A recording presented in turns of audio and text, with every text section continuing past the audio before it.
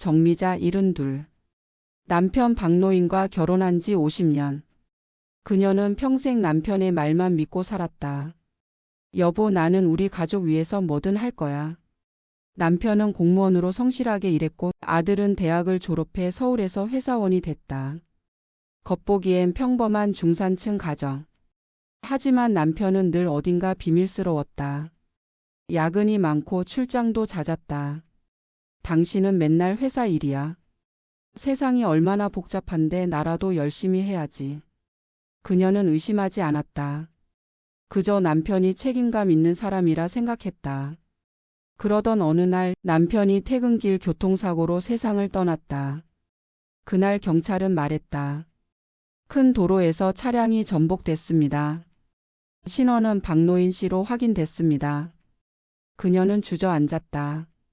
당신이 왜? 장례식은 조용히 치러졌다. 아들도 바쁘다는 이유로 잠깐 들렀다 떠났다. 그리고 모든 게 끝났다. 그녀는 홀로 남았다. 그로부터 5년이 흘렀다. 삶은 고요했고 외로움이 익숙해질 무렵이었다. 그러던 어느 날 이상한 전화가 걸려왔다. 정미자 어르신 맞으시죠? 네, 그런데요. 혹시 박노인 씨 가족분 맞으신가요? 그녀는 놀랐다. 그 사람이요? 그 사람은 죽었어요. 그런데 최근에 요양원 CCTV에 찍혔습니다. 그녀는 수화기를 떨어뜨렸다. 무슨 말이에요? 직접 오셔서 확인하시는 게 좋겠습니다. 요양원 주소를 들고 택시를 탔다. 창밖엔 봄비가 내리고 있었다. 심장이 두근거렸다. 요양원 직원이 말했다. 며칠 전 치매 어르신이 새벽에 요양원에 들어왔습니다. 본인은 박노인이라고 하시더군요. 직원은 CCTV를 재생했다.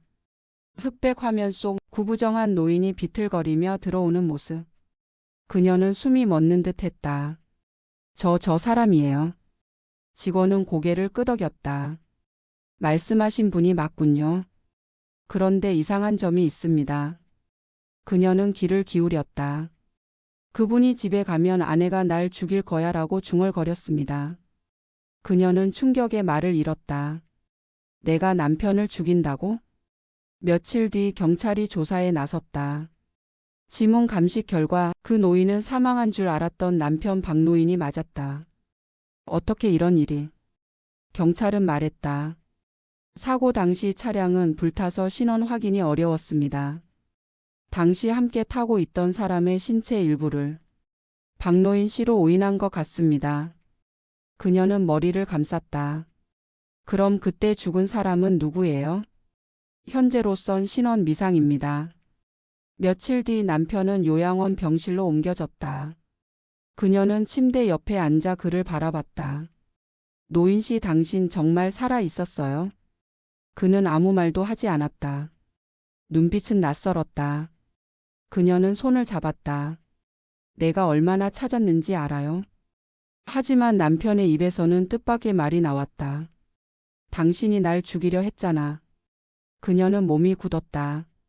무슨 소리야, 여보? 그날 당신이 약을 바꿔치기 했어.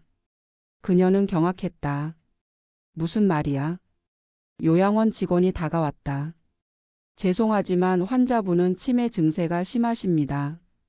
현실과 기억이 뒤섞여 있죠. 그녀는 고개를 끄덕였지만 가슴은 이상하게 서늘했다. 며칠 뒤 남편의 개인 물품이 요양원으로 배달됐다. 그 안엔 낡은 가방 하나가 있었다. 직원이 말했다. 이건 사고 당시 유품으로 보관되어 있던 겁니다. 그녀는 조심스레 열었다. 안에는 오래된 수첩이 한 권 들어 있었다. 표지엔 박노인 일기장이라고 쓰여 있었다.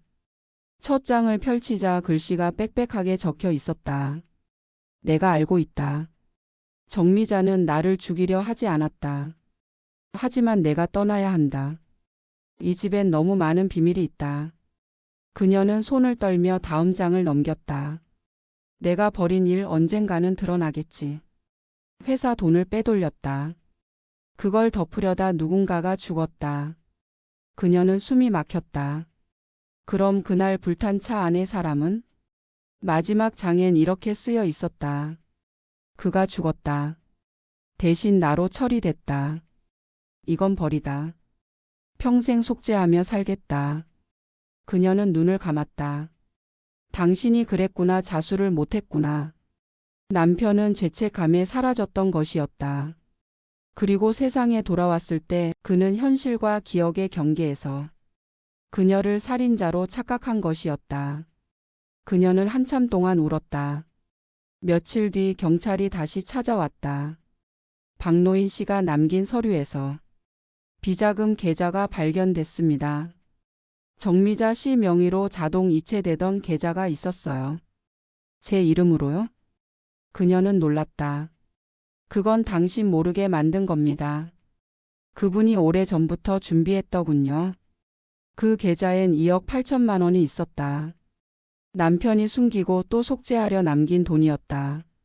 그녀는 그 돈으로 무엇을 할지 오래 고민했다. 결국 결정했다. 요양원 한쪽에 박노인 재단이라는 이름의 기금을 세웠다. 치매 어르신들을 돕는 자금이었다.